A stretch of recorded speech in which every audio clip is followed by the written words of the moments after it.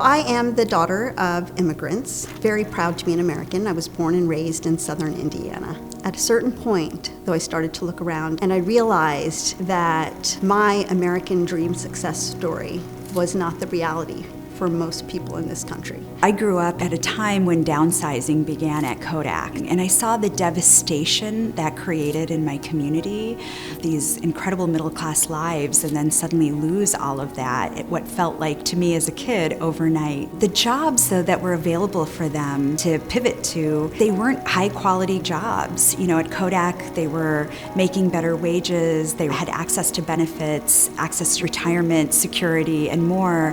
After downsizing, most of them ended up in jobs that provide little pay and no benefits. I wondered if my parents had immigrated to this country today, if I would have the same opportunities. As we reported, unemployment numbers are now back to pre-pandemic levels. But the economic recovery is not being felt by all. We've had one of the fastest recoveries in history thanks to a set of pretty extraordinary and innovative policies.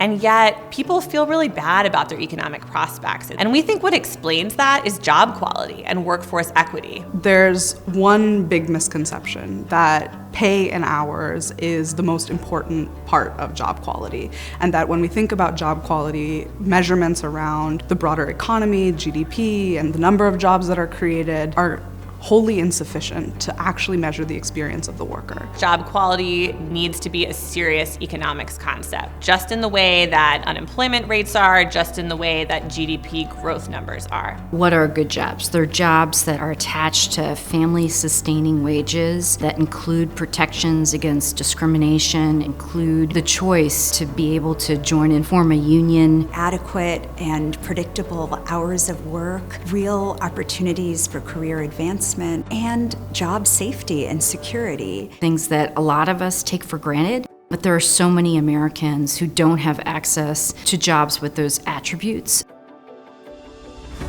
It is in the interest of business and investors to invest in good quality jobs that allow them to ultimately recruit, retain, and develop the kind of talent that they need to remain competitive in a tight labor market. When you start to talk about job quality, people assume somehow you're anti-business, that it's a zero-sum game, that if workers do well, then businesses won't do well. I think we need to envision a different paradigm. Businesses and corporations need a talented pool of workers. There's actually, I think, space and opportunity right now for those two groups to come together and really think about what are the ways that they can build trust and collaboration. We have a shot at not just a better trained workforce and a racially just society, but a society in which relationships are closer and deeper because we did this recovery together.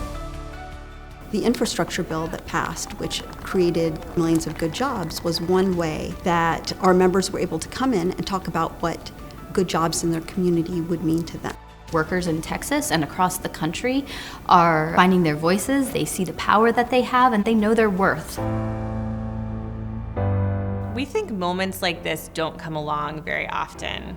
To have a government that is so focused on good jobs and ready to commit trillions of dollars to advancing them.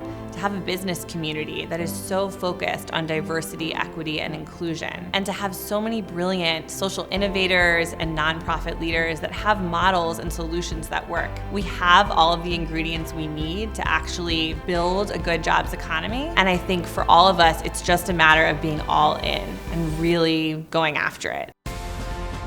This is a powerful moment and change is possible.